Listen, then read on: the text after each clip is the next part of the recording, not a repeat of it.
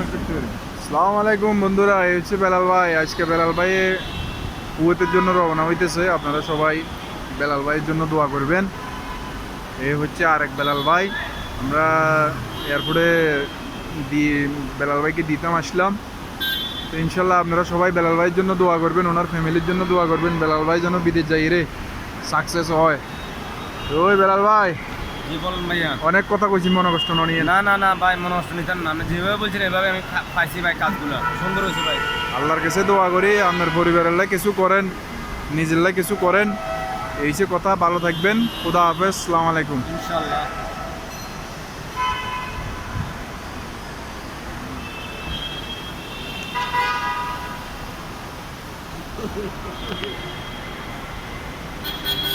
বন্ধুরা টাটা।